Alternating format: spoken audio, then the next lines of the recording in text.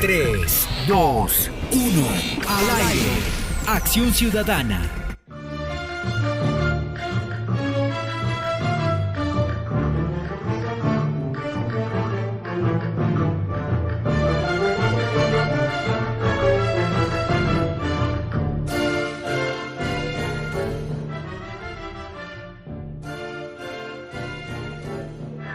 Un muy afectuoso saludo a todas y a todos en esta nueva oportunidad para nuestra acción ciudadana, con el fondo musical de esta obra que es Las brisas del Pamplonita, de el autor Elías Mauricio Soto o Elías M. Soto, cucuteño, en esta ocasión interpretado por Oriol Rangel, maestro, concertista del piano, oriundo de Pamplona, norte de Santander,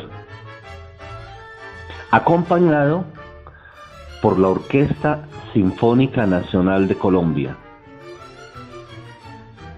Yo soy Nelson Julián Villamizar y traigo para ustedes la voz autorizada de nuestro director, el doctor Carlos Alberto Parra Duzán, que en esta entrega nos acompaña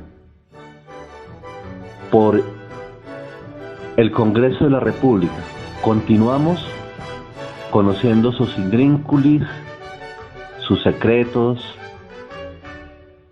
su actuar en cuanto a la producción legislativa, a cómo se tramitan las leyes. Tendremos ocasión de conocer aspectos relacionados con la normatividad que hace posible nuestro Estado social de derecho en el Congreso de la República. Bienvenidas y bienvenidos. El invitado del día.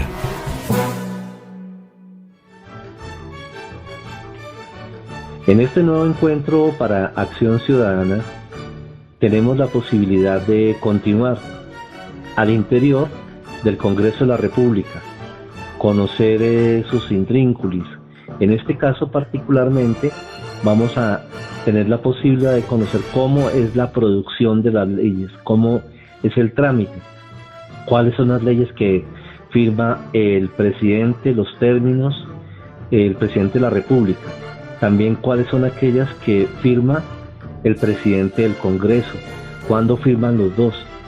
Estos y otros aspectos los podremos conocer gracias al apoyo que, como siempre, muy gustosamente nos brinda el director general del INSI, el doctor Carlos Alberto Parra Duzán. Muy buenos días, doctor Parra. Buenos días, Nelson. Saludar a todos los oyentes de Acción Ciudadana y saludarlo a usted también. Y qué bueno que nuevamente estamos dispuestos para estudiar el texto constitucional. Sí, continuar con esta ruta constitucional por la paz, la justicia y la equidad. Sí, yo creo, Nelson, que este esfuerzo de repasar la Constitución en un programa, haciendo ese ejercicio de estudiar la Constitución como lo manda la Constitución en el artículo 41, es un derecho fundamental el estudio de la Constitución misma y de los derechos humanos. Entonces, creo que el Instituto Nacional para Ciegos, a través de este programa y a través de la emisora, está cumpliendo con el mandato constitucional. Yo creo que Acción Ciudadana, Nelson, a través de está cumpliendo con este deber, que a través de la emisora, a través del INSI, estemos haciendo el estudio y el análisis de la Constitución. Pues ya está grabada, ya está en la biblioteca, que son los artículos que tú nos pones, pero además de leerla, pues nosotros estamos haciendo el esfuerzo de explicarla y comentarla, pues para que haya una mayor, pues un complemento, una mayor claridad, un pequeño estudio de cómo se aplican estas normas, aunque hay unos temas que se facilitan más que otros. Este que ustedes están revisando, Nelson, que es el título 6 sobre la rama legislativa, tiene mucho contenido, tiene muchas arandelas jurídicas, porque por ejemplo el capítulo primero se habló de las comisiones y las funciones del Congreso. Todo esto dentro del título 2, ¿no? El capítulo segundo de las reuniones y el funcionamiento del Congreso, y este capítulo 3, como tú lo dijiste al principio, habla precisamente habla de las leyes en general y qué tipo de leyes hay, que eso ya lo vieron con la doctora María Teresa Garcés. Sí, con la doctora María Teresa, pues me imagino que revisaron que jerárquicamente hay 3 leyes, las leyes estatutarias, que requieren una mayoría especial, que es mayoría absoluta, y en una sola legislatura se tiene que aprobar. Mientras que las leyes orgánicas, que también requieren las leyes estatutarias para derechos fundamentales, la ley estatutaria, por ejemplo, la que hicimos, la 1618, que es la única que hay en discapacidad. Esa fue una ley estatutaria porque trabajó sobre los derechos fundamentales. Las leyes orgánicas, que son como las de plan de desarrollo, por ejemplo, la 1955, que rige el actual plan de desarrollo, es una ley orgánica. Y las leyes ordinarias, que son la mayoría, que son las que no traten de esta temática, ¿no? Pero sí hay como una jerarquía entre mayor, digamos que la temática represente una mayor dimensión para el país, va subiendo el rango de la ley. Por ejemplo, si vamos a hablar de partidos políticos, tiene que ser una ley estatutaria. Si vamos a hablar de la ley del presupuesto que está por aprobarse, es una ley orgánica. Y si ya hablamos de las leyes, pues las que se aprueban habitualmente en el Congreso, son leyes ordinarias. Claro, sería darle continuidad para que iniciásemos hoy con la lectura que hace Luis Gabriel González Naranjo del artículo 161, y posteriormente el doctor Parra Duzán nos hace la explicación correspondiente. Artículo 161. Cuando surgieren discrepancias en las cámaras respecto de un proyecto, ambas integrarán comisiones accidentales que, reunidas conjuntamente, prepararán el texto que será sometido a decisión final en sesión plenaria de cada cámara. Si después de la repetición del segundo debate persisten las diferencias, se considerará negado el proyecto. Bueno, aquí escuchábamos la lectura del artículo 161, que habla precisamente cuando hay discrepancias entre las cámaras sobre el texto que se está aprobando. Entonces, en ese caso, porque es que usted, Nelson, usted que también sabe de leyes, el texto se arranca por alguna de las dos cámaras, bien sea por Senado o bien sea por Cámara. El texto depende quién lo va a radicar, si es un representante de la Cámara o un senador. A nosotros nos ha pasado con la ley del braille, que en una oportunidad, o la ley del bastón. Entonces, dependiendo la estrategia que ellos tengan y los apoyos congresionales que tengan o de su bancada, pero digamos que se arranca por Congreso y después va al segundo debate de la respectiva comisión, de la respectiva de la Cámara Alta o Cámara Baja o Senado o representantes, esta es la Cámara de Representantes. Pero entonces aquí este artículo lo que nos dice es que si llega a haber alguna discrepancia con respecto al texto aprobado, por ejemplo, en la comisión primera del Senado y en la comisión primera de Cámara, como el texto se va por separado, o sea, una cosa es lo que se debate en Cámara y el mismo texto arranca en Senado, pero puede irse cambiando dependiendo de las proposiciones que vayan haciendo los congresistas, ¿verdad? Puede ir un texto y se le puede agregar un artículo en comisión de Senado y ese agregado no lo tiene en la Cámara. puede ser que ocurra, digamos, se puede ir transformando el texto en las comisiones, y en ese caso lo que hay que es crear una comisión accidental conjunta. Accidental, se llaman comisiones accidentales porque no son permanentes, digamos que una comisión transitoria. Entonces, para que concilie los dos textos, o sea que digamos haya un solo documento, porque de lo contrario pues no se va a poder aprobar dos proyectos de ley distintos. Pero entonces aquí este artículo lo que nos dice es que si digamos no se llega a ningún acuerdo y continúa, digamos, la discrepancia en el segundo debate de las dos cámaras, y no se llega a algún acuerdo, entonces digamos que el proyecto de ley se cae, el proyecto de ley se archiva porque no hubo acuerdo entre la Cámara y el Senado respecto a un texto conjunto, un texto definitivo, pero que coincidan los dos la redacción. Si no hay esa armonización, entonces el texto queda archivado y se cae. Y muchas veces yo he leído de textos que se han caído o proyectos de ley que se han caído porque no se llegó a ninguna conciliación, y entonces toca archivarlo porque no pueden quedar en el Senado con un texto y en la Cámara con otro texto, porque serían dos proyectos distintos y es el mismo, pero no se logró llegar a esa conciliación. Entonces lo que nos dice este artículo 161 es que si continúa la discrepancia y se fueron al segundo debate, como los proyectos tienen 4 debates, uno en las comisiones legislativas permanentes y otro en la plenaria de Senado y en la plenaria de Cámara, y si ya pasa o llega a la discusión y así se aprobó en Senado, en plenaria de Senado y en plenaria de Cámara y no se llegó a la conciliación, pues ya y persiste la discrepancia, entonces se archiva el proyecto y se cae. Se busca que haya una perfecta coordinación, una conciliación y una armonización entre tanto las comisiones y la respectiva el respectivo espacio legislativo, digamos así, bien sea Cámara Baja o Cámara Alta o Cámara de Representantes y Senado de la República, y de igual forma entre la misma Cámara y el mismo Senado tiene que haber esa articulación y esa coordinación a efecto que la ley cumpla con el trámite correspondiente y coincidan perfectamente el trabajo legislativo y evitar los micos y evitar toda serie de impases que a veces se dan cuando no hay precisamente esa armonización.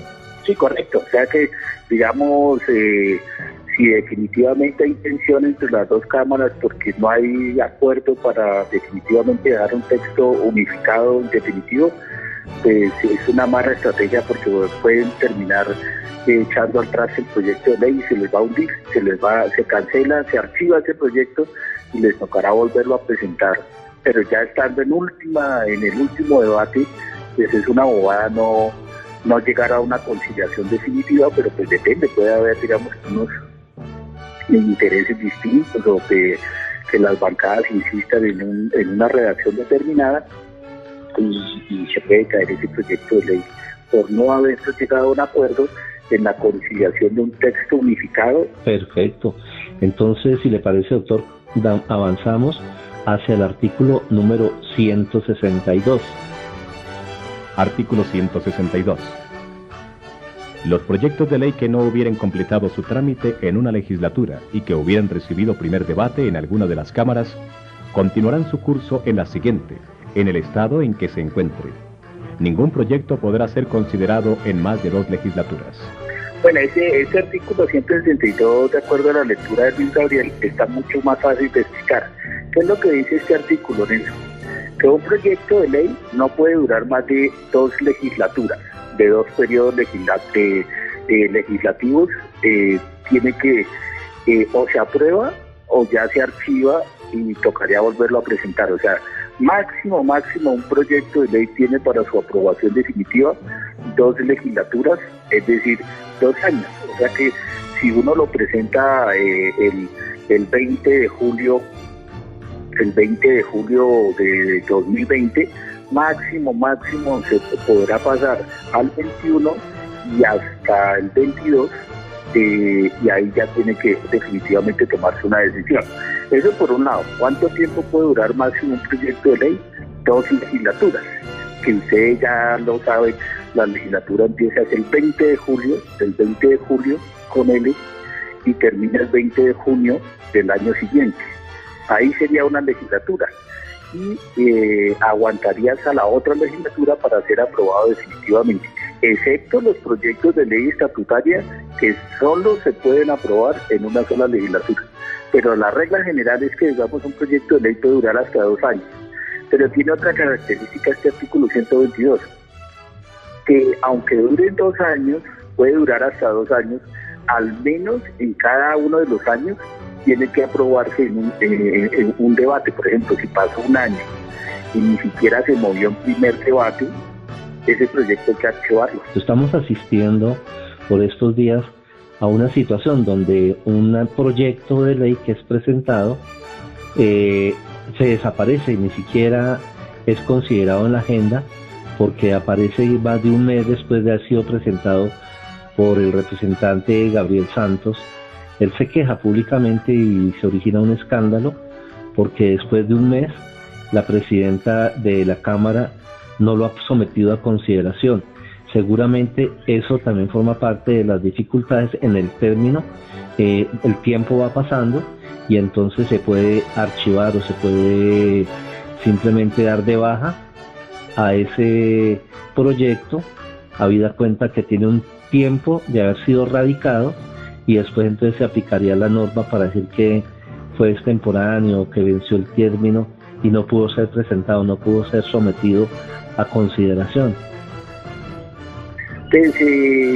Por eso digamos que cuando se presenta un proyecto de ley hay que estar muy pendiente, primero pues el del radicado, segundo que lo vayan agendando en el orden del día, mejor dicho, que quede primero el radicado, con qué número, ya se le asignó número de proyecto de ley Cámara o número de proyecto de ley Senado, y posteriormente pues estarlo moviendo y estar insistiendo en la presidencia de la Cámara o del Senado, dependiendo por donde haya estado. En este caso el tema ocurrió con Cámara de Representantes, y por eso pues ellos tienen la molestia con la presidenta de la Cámara, Jennifer Arias, que dice que, digamos, ella dice que a ella no le ha llegado, pero la Secretaría de la Cámara dice que claro que ese se radicó y que hace falta es como agendarlo respecto a los periodos vacacionales o los periodos de receso del Congreso, que son 4 meses, sumando los 3 de diciembre a marzo y el de junio a julio. Entonces la propuesta es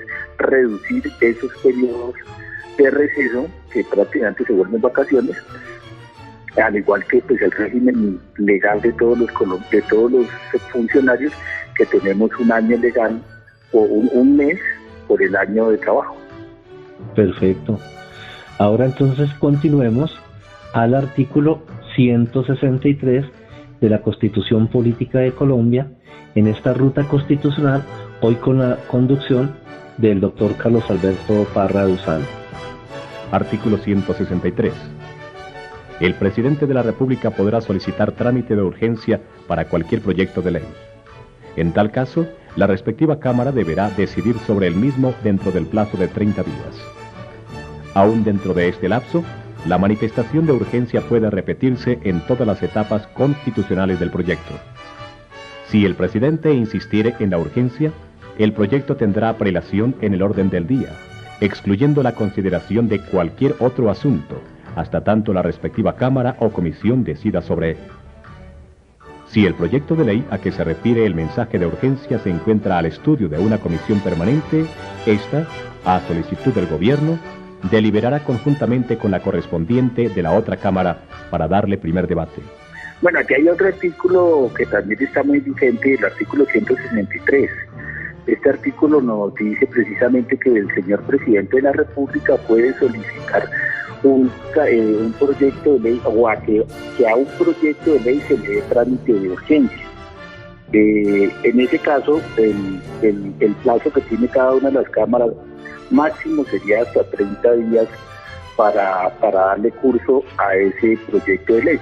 y lo acabamos de ver con la ley de inversión social o con la ley de reforma tributaria, que ya se le asignó el número 2155 y fue aprobado el pasado 14 de septiembre y fue tramitado por trámite de urgencia. O sea, lo que el gobierno le pidió al Congreso es que le diera trámite de urgencia, teniendo en cuenta las necesidades que tiene la población colombiana para el ingreso solidario, para la matrícula cero, para otros para los 3 días sin IVA, todo lo que quedó en la reforma tributaria, que toca sentarnos a estudiarla por lo recién que está, es la ley 2155, y esa tiene como varias características. Por ejemplo, cuando el presidente Duque le dio el trámite de urgencia, primero tiene el derecho a que haya una prelación en el orden del día,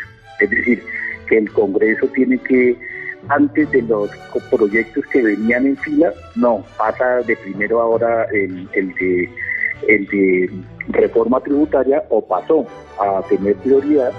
Y ustedes recordarán, Nelson, y usted también, que hubo una característica muy, muy interesante, que las deliberaciones pueden ser en comisiones conjuntas.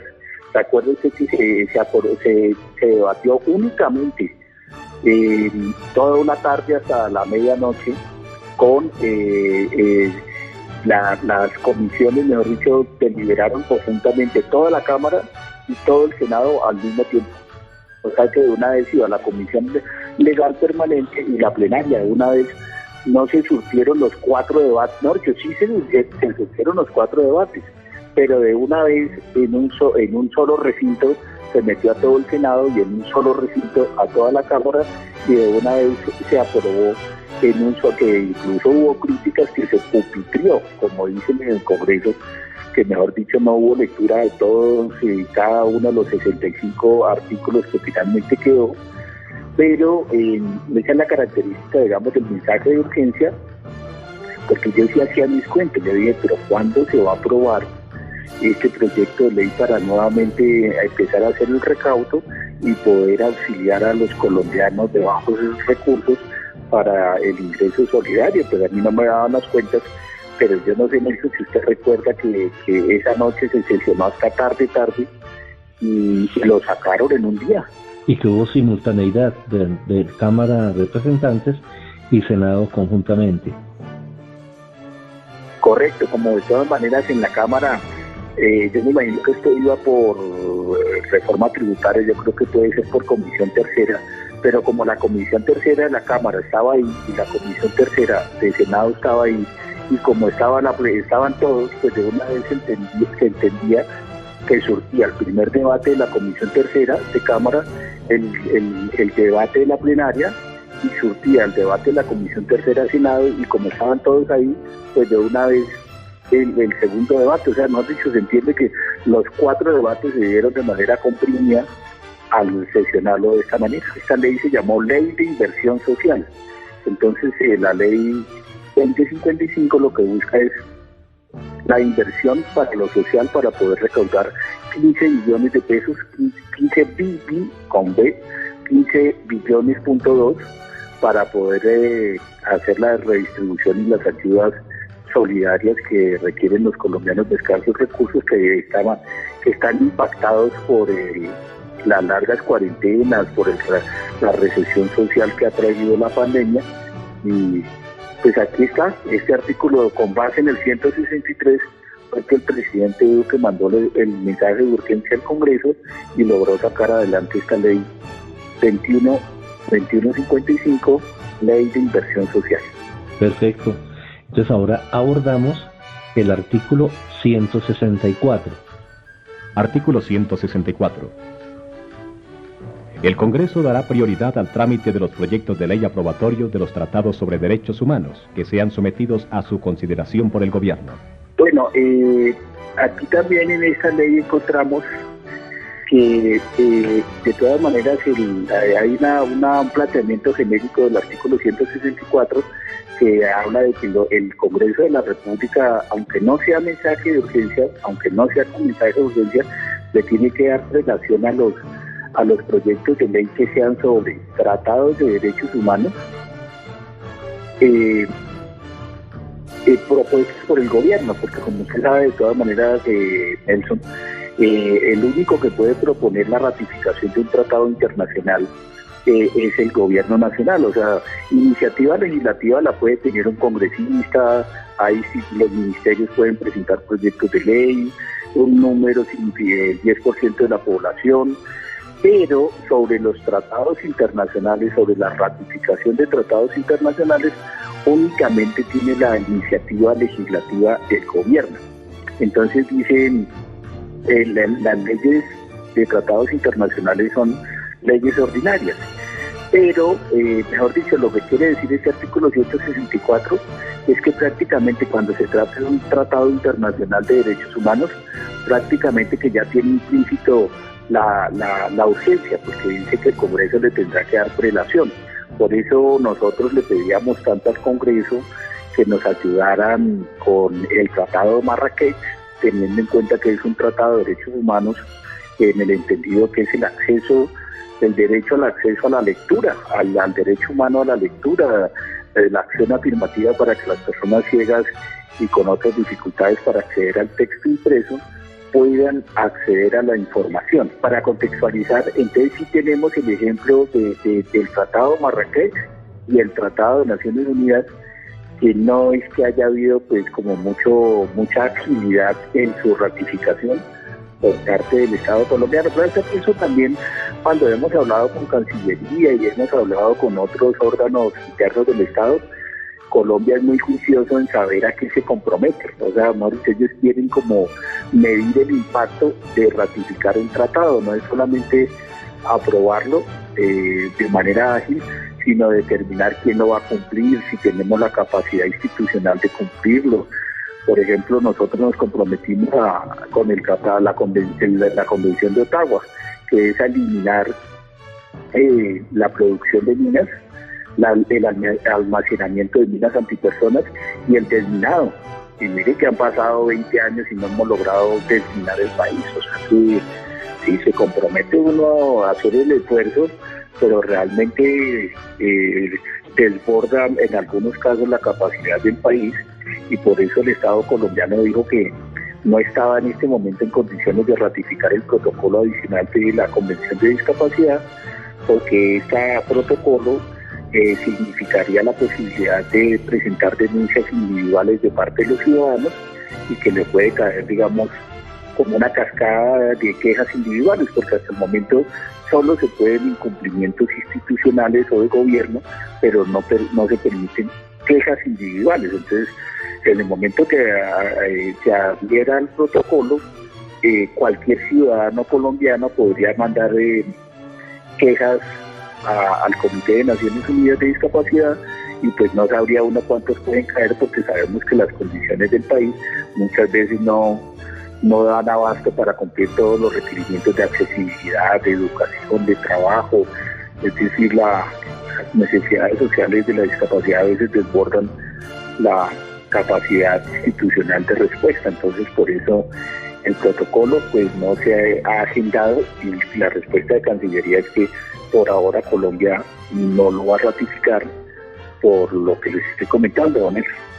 Decimos que el 10 de mayo del año 2011, Colombia fue el país número 100 que suscribió esa convención de las Naciones Unidas para los Derechos de las Personas con Discapacidad. O sea, cumplimos 11 años. Y en este caso, el artículo 164 nos recuerda que es potestativo del presidente de la República la sanción de esos acuerdos internacionales.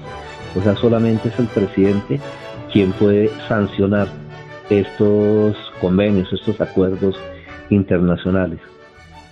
Y toda esta explicación nos permite un recorrido maravilloso que nos hace el doctor Parra, y dicho sea de paso, doctor, permítame felicitarle, porque yo conozco muchos compañeros y compañeras con discapacidad visual que gozan de una excelente memoria, pero usted sí definitivamente hace gala de ser un archivo vivo, de ser todo como un computador cuando uno busca una norma, busca una ley, el computador como que da vueltas el disco duro hasta que el buscador ubica la norma en particular. Y en este caso ese cerebro natural que usted tiene nos deja extasiados a quienes tenemos la fortuna de estar cerca y de disfrutar de esa capacidad mnemotécnica que usted tiene para meterse toda la legislación y toda la Constitución en la cabeza. Felicitaciones, doctor Parra. No, muchísimas gracias, Nelson, pero pues digamos que no es solamente como un ejercicio memorístico, sino que como nos sentamos a analizar la ley y a revisarla, entonces digamos que no es solamente aprendérmela, sino que realmente tener la capacidad interpretativa. Exacto, la hemos estudiado, la hemos vivido, hemos tenido como mesas de trabajo uno analizando la ley, entonces realmente cuando ya uno la entiende, pues obviamente que tiene más elementos de asociarla en la cabeza, no es solamente aprendérmela, sino que la relaciono, la conozco, digamos, por dentro, como decir la 2090 de Marrakech, pues es que hemos hablado muchas veces, entonces realmente pues es como estudiándola y como lo hace uno con gusto, pues desde luego que se le facilita más. Lo que llaman también ustedes la hermenéutica, ¿verdad? Sí, la interpretación, el conocimiento de la norma, porque pues casi que siempre uno hace hermenéutica, en este caso jurídica, hermenéutica constitucional, hermenéutica legislativa, pero en todas las áreas del conocimiento uno siempre hace o hermenéutica, interpretación social, interpretación lingüística, no sé, como uno siempre está en ese ejercicio, así sea de manera indirecta. Perfecto. Entonces ahora avancemos y llegamos al artículo 165. Artículo 165. Aprobado un proyecto de ley por ambas cámaras, pasará al gobierno para su sanción. Si éste no lo objetare, dispondrá que se promulgue como ley. Si lo objetare, lo devolverá a la cámara en que tuvo origen. Bien, aquí encontramos precisamente en el 165 que aprobado un proyecto de ley en los 4 debates, cuando es una ley ordinaria, todos los proyectos de ley tienen 4 debates, excepto las reformas constitucionales, pasa al señor presidente de la República para su promulgación, para su sanción. Recuerde de todas maneras que casi en la realización o creación de las normas intervienen todas las ramas del poder público, porque interviene el legislativo aprobando el texto, aprobando la ley, interviene el ejecutivo sancionándola o promulgándola, y muchas veces interviene la Corte Constitucional, que es la rama judicial, haciendo el control de constitucionalidad. Entonces, el presidente debe sancionar el proyecto de ley cuando ya ha sido aprobado en el Congreso. Si no lo objeta, lo debe promulgar como ley, digamos que lo sanciona, le pone la firma, le pone el número, y a veces dice, depende, hay leyes que digamos su entrada en vigencia puede ser que, ahí los abogados tienen varias interpretaciones, algunos dicen que 2 meses después de la promulgación para dar tiempo a los colombianos que conozcan del texto. O algunos otros dicen, depende, a veces la misma norma dice entrará en vigencia 1 año después de promulgación, a veces el mismo texto lo dice. De pronto es para buscar la apropiación de recursos para que entre a funcionar cuando tiene un componente de financiación, ¿verdad? Puede ser, sí, puede ser, digamos, por la financiación, o puede ser, digamos, para que el sistema judicial o las instituciones tengan tiempo de ajustarse antes de la entrada en vigencia de la ley. Hacer el empalme, digámoslo así. Por ejemplo, el nuevo Código Disciplinario se aprobó y se dijo que entraría en vigencia 2 años después, y seguimos con el anterior, pero digamos que se dio 2 tiempos, se llama como vigencia diferida en el tiempo, digamos que se le da entra en vigencia, pero se difiere 2 o 3 años en el tiempo, mientras se van adecuando las instituciones para el cambio que trae implícita la ley. Hay un proceso de acomodación. Correcto. Entonces, si el presidente si el presidente de la República tiene que promulgar la ley, y si no lo hace porque lo objeta por inconveniente, lo devuelve a la Cámara de origen para que, digamos, vuelva a segundo debate y le puedan arreglar lo que el presidente está objetando. Puede ser que, digamos, haya esa posibilidad. El presidente de la República, yo me acuerdo que, por ejemplo, en el caso de los pensionados, que se les iba a bajar el aporte a salud del 12% al 4%, el presidente Santos objetó la ley. Dijo no, porque era para pequeñas pensiones, pero por ejemplo una persona que gane 10 millones de pensión, en lugar de pagar 1.200.000 a salud, iba a pagar solo 400, pero el resto, ese 8% que se pierde, lo tenía que poner el gobierno. Entonces el gobierno no, de 1 o 2 salarios mínimos, y él la objetó por inconveniente y se archivó el proyecto, habiendo ya estado aprobado. Entonces él la objetó y dijo que no, que eso no era conveniente para la sostenibilidad fiscal del país. La devolvió, pero menos mal el Congreso no insistió y se archivó. Ahora avanzamos y llegamos a el artículo 166. Artículo 166. El gobierno dispone del término de 6 días para devolver con objeciones cualquier proyecto cuando no conste de más de 20 artículos, de 10 días cuando el proyecto contenga de 21 a 50 artículos y hasta de 20 días cuando los artículos sean más de 50. Si transcurridos los indicados términos, el gobierno no hubiere devuelto el proyecto con objeciones, el presidente deberá sancionarlo y promulgarlo. Si las cámaras entran en receso dentro de dichos términos, el presidente tendrá el deber de publicar el proyecto sancionado u objetado dentro de aquellos plazos. Bueno, entonces el gobierno dispone de un tiempo, de unos términos para devolver o para sancionar un proyecto de ley o para devolverlo. Pero depende un poco la extensión. Por ejemplo, tiene 6 días para un proyecto hasta de 20 artículos, 10 días para un proyecto hasta de 50 artículos y tiene hasta 20 días para estudiar cuando el proyecto de ley tiene más de 50 artículos. Entonces, digamos que tiene 6, 10 o 20 días, dependiendo de la extensión del artículo, para devolver el proyecto, para decir no me parece que sea conveniente este artículo o este otro, y lo puede devolver, pero dentro de este término. Si se pasa de estos términos, ya es obligatorio que lo sancione. Entonces, digamos que tiene como, allá con sus asesores tendrá que estudiar estos proyectos de ley y pues si no lo devuelve, tendrá que sancionarlo, obligatoriamente lo tiene que sancionar. Y por eso, pues, tan pronto se aprueba un proyecto de ley, me imagino que se pasa a la oficina jurídica del Departamento Administrativo de Presidencia del DAPRE, y allá sus asesores empezarán a estudiar rápidamente, pues, si el proyecto de ley es conveniente, si el proyecto de ley es apropiado.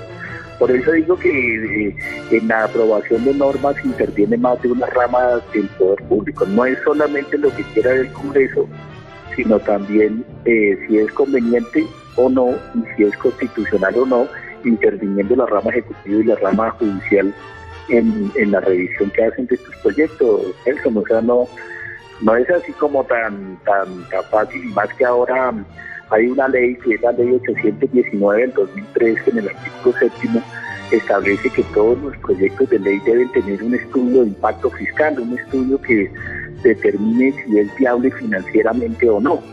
Por eso fue que cuando nosotros presentamos el proyecto de ley del bastón, Hacienda dijo ¿cuántos ciegos son? Entonces nosotros les dijimos, no, pues según el censo son 2 millones, bueno, casi 2 millones. ¿Y cuánto vale un bastón? Entonces, no, pues 100.000 pesos. Entonces ellos, me imagino, que multiplicaron 100.000 por 200, porque la idea era dotar técnicamente a los ciegos de un bastón al año, pero entonces dijeron que era muy costoso y que no tenía viabilidad financiera, y por eso fue que ahora se incluyó nuevamente este proyecto de ley, pero otorgándole la ayuda técnica del bastón solo para las personas inscritas en el CISBEN, solo para personas ciegas, pero que estén dentro del CISBEN. porque me imagino que les pareció muy costoso la dotación técnica, pero así como entregan unas muletas o una silla de ruedas, pues a nosotros nos parece igualmente justo la dotación del bastón, sobre todo que esos bastones pues ya son costosos y uno sufre mucho accidente en la calle con un bastón, pues se le parte, se le van un hueco, se desgasta, el uso normal, digamos, de un bastón es para estrellarlo, porque como nos desplazamos las personas ciegas, pues es impedir el contacto con el cuerpo a través de la detección del bastón con el obstáculo. Entonces, naturalmente, el bastón está hecho para gastarlo. O sea, que no tiene otro sentido sino gastarlo con tal de que nos proteja.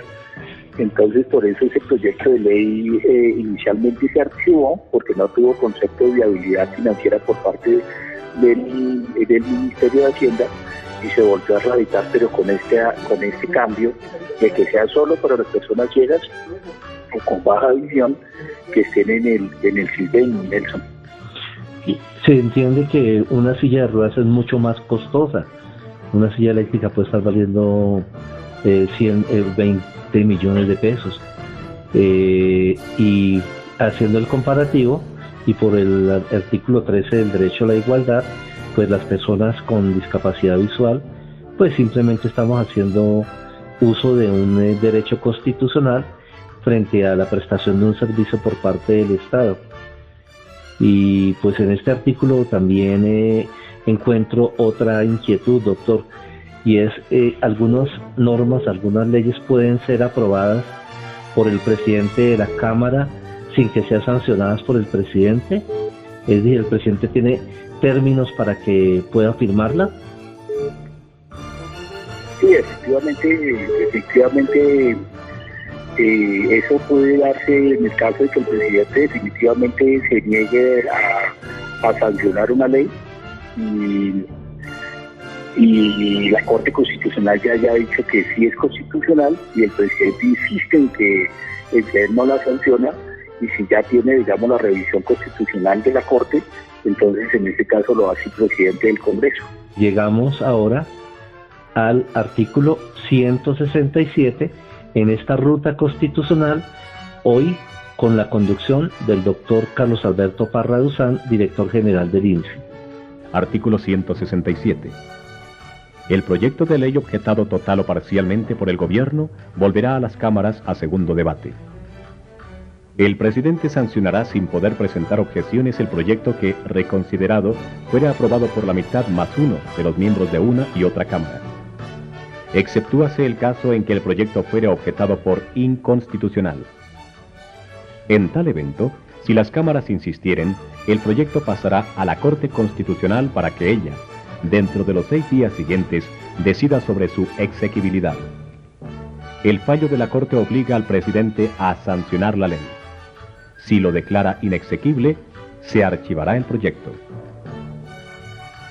Si la Corte considera que el proyecto es parcialmente inexequible, así lo indicará a la Cámara, en que tuvo su origen para que, oído el ministro del ramo, rehaga e integre las disposiciones afectadas en términos concordantes con el dictamen de la Corte. Una vez cumplido este trámite, remitirá a la Corte el proyecto para fallo definitivo. Bien, pues ya lo dijimos que si el presidente objeta y el Congreso de la República lo aprueba en su último debate, el presidente tiene que sancionarlo, excepto, digamos, cuando es por inconstitucionalidad, que esa era su pregunta, Nelson, cuando el presidente de la República lo objeta porque considera que no por inconveniencia, sino por inconstitucional, entonces pasa a la Corte Constitucional, que tiene 6 días para que se pronuncie sobre la exequibilidad de ese proyecto. Si la Corte Constitucional considera que sí tiene que firmarlo el presidente, mucho que sí es constitucional, si no, precisamente lo que hablábamos ahora lo hará el presidente de la Corte del Congreso de la República.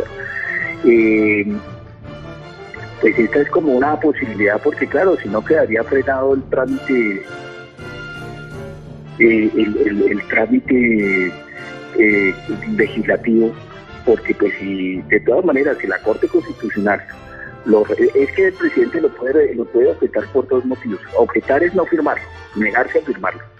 Entonces él dice, no, yo lo objeto por inconveniente, que en ese caso se devuelve al Congreso. Y si el Congreso insiste, pues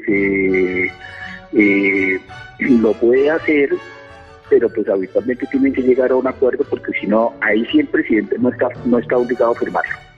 Pero si es por inconstitucionalidad y la Corte lo revisa, y la Corte dice que sí, entonces lo tendrá que hacer el presidente de la República, o si no lo hará el presidente del Congreso de la República. Y si es si el Congreso, si la Corte Constitucional dice que parcialmente es inconstitucional, lo devuelve al Congreso para que rehagan los artículos que la Corte dice que son inconstitucionales.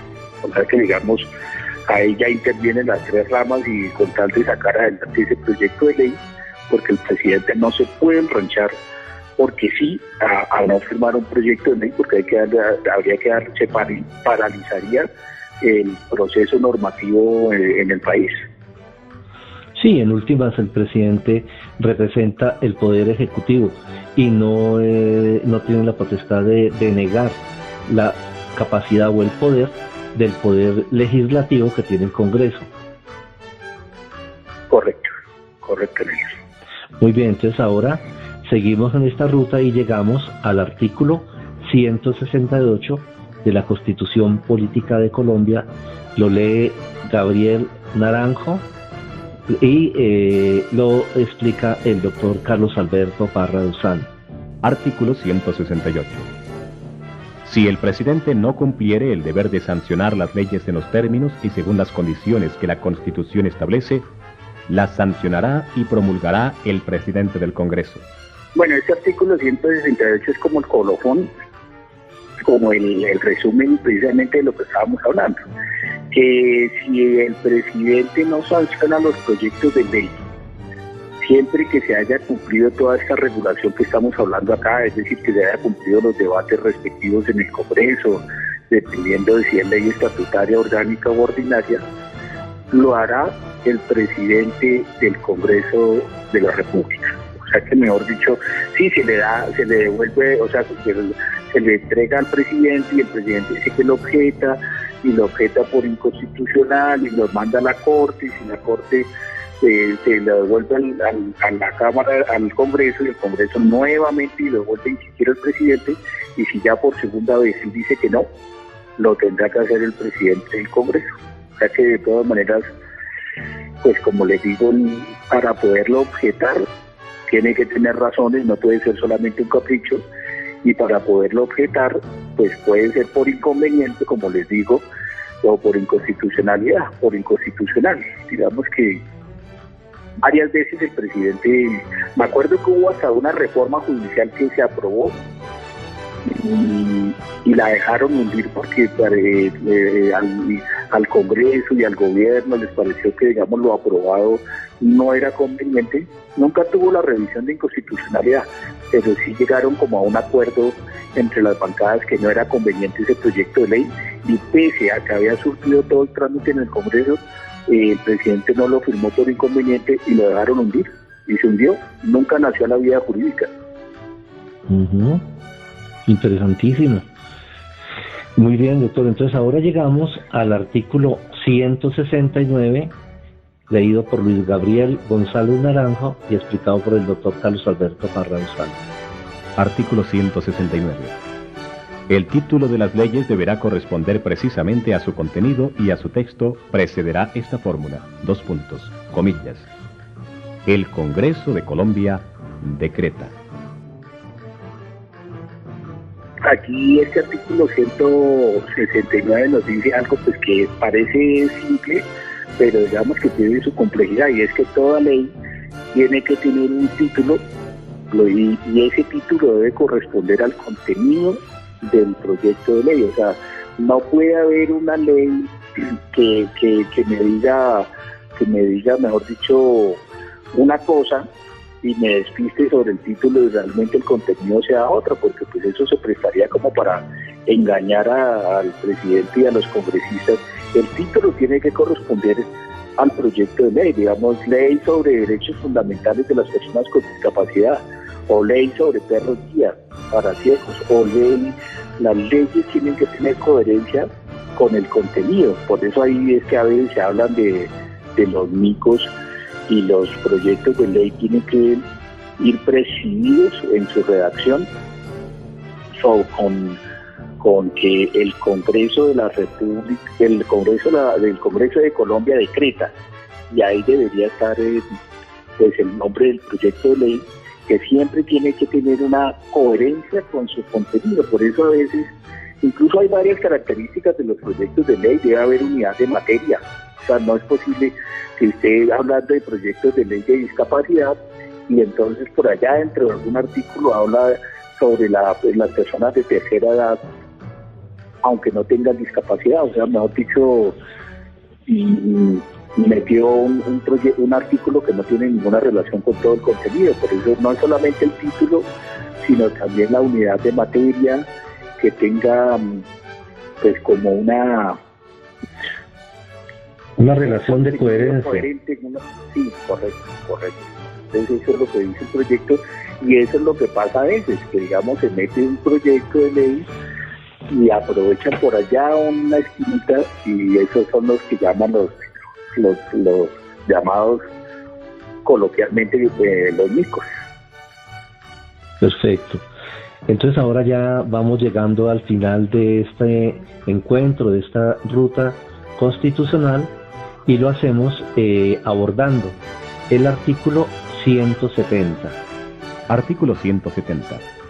Un número de ciudadanos equivalente a la 10ª parte del censo electoral podrá solicitar ante la organización electoral la convocación de un referendo para la derogatoria de una ley. La ley quedará derogada si así lo determina la mitad más uno de los votantes que concurran al acto de consulta, siempre y cuando participe en este una cuarta parte de los ciudadanos que componen el censo electoral. No procede el referendo respecto de las leyes aprobatorias de tratados internacionales, ni de la ley de presupuesto, ni de las referentes a materias fiscales o tributarias. Bueno, esta es digamos que esto se trata como sobre la posibilidad que tiene el pueblo organizado para pedir, para solicitar para solicitarle, digamos, a la organización electoral, es decir, al Consejo Nacional Electoral, la derogatoria de una ley. Entonces, digamos que como en el texto constitucional hay como una especie de referendo derogatorio, pero hay referendos derogatorios constitucionales y hay referendos derogatorios legales. En este caso dice que si el 10% de la población le pide al Congreso que se derogue una ley, lo puede hacer ante el órgano electoral, ante el Consejo Nacional Electoral. Y esa solicitud de derogatoria se hace con la mitad más uno, se aprueba con la mitad más uno de los que voten, siempre y cuando participe al menos la cuarta parte del censo electoral. Más o menos yo creo, Nelson, que usted que sabe del tema, el censo electoral yo creo que en este momento debe ser de 33 millones de colombianos. O sea, los colombianos que podemos votar somos más o menos 33 millones. Sí, que estamos habilitados. Entonces, los que estamos habilitados. O sea que esta decisión tendría que ser solicitada por la 10ª parte de los colombianos, o sea, 3 millones de colombianos más o menos, ¿no? Que hacen parte, el 10% del censo electoral serían de 3 millones de colombianos. Y se toma la decisión con la mitad más uno, es decir, si votaron 4 millones, con la mitad de esos más uno, 2 millones uno, se tomaría la decisión, pero no superaría la cuarta parte del censo electoral, porque mínimo la cuarta parte pues deben ser como 8 millones, menos 8 por 4... 32, sí. 8 por 4, 32, sí. Más o menos. Sí, tienen que votar pues yo no recuerdo en este momento que haya pasado esto en Colombia. Me parece que este artículo 170 no ha sido estrenado o que se haya derogado una ley por el pueblo. Yo no lo recuerdo, Nelson. No. De pronto el caso más parecido, pero siempre ha sido desde la Corte Constitucional, o las Cortes o el Consejo de Estado, pero no es por iniciativa popular que sea, por ejemplo, la cadena perpetua, que había sido ya aprobado y en estos días fue derogado. Sí, efectivamente, y por solicitud de algunos abogados, porque fue por demanda, no fue por control automático previo, porque derogaron el acto legislativo que modificaba el artículo 34 de la Constitución, que había puesto la cadena perpetua, y la Corte Constitucional lo declaró. No se declara inconstitucional, porque no se puede declarar inconstitucional la Constitución, porque como era el artículo 34, que ya hace parte de la Constitución, era un acto legislativo.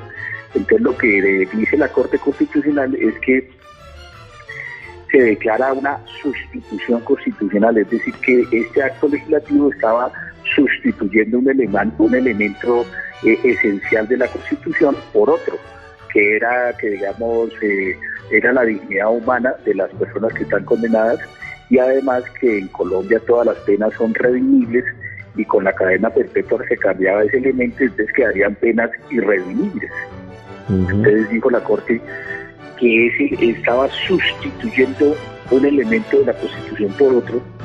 Muy bien, doctor Parra, reiterarle nuestros agradecimientos por ser tan explícito, darnos esos ejemplos y enseñarnos a asimilar mejor este patrimonio social que es nuestra Constitución, y que también, sea dicho de paso, INSI Radio se constituye en un instrumento de acercamiento a las realidades de las personas con discapacidad visual, para que podamos hacer el mejor uso de este elemento tan importante como es nuestra Constitución, gracias a la existencia de INSI Radio, que acerca las realidades, hechos tan importantes que nunca se habían dado, y ahora gracias a esta emisora virtual en todo el país, las personas ciegas y con baja visión tenemos la posibilidad, gracias, reitero, a las explicaciones como usted las ha dado el día de hoy, para que podamos asumir,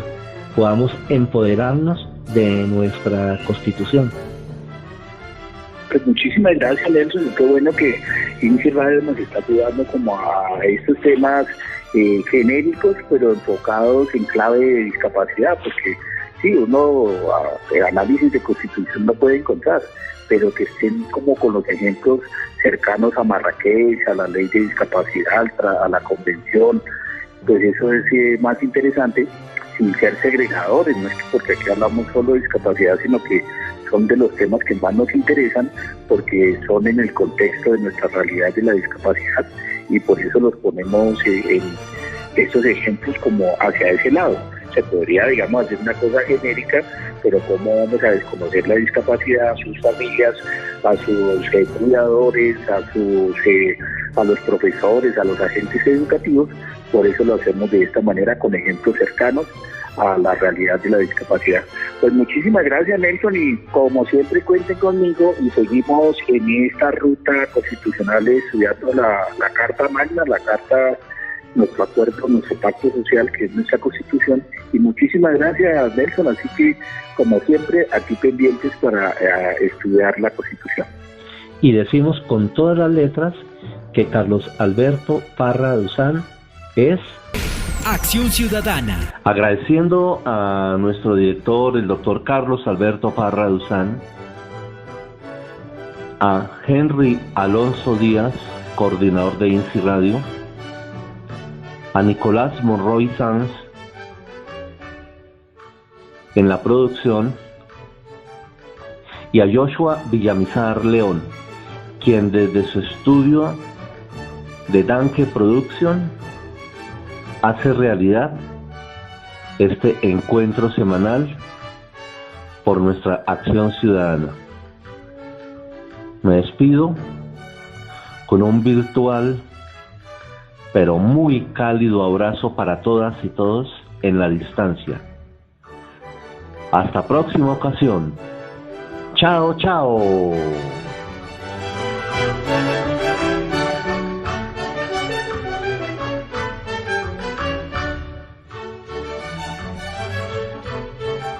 3, 2, 1.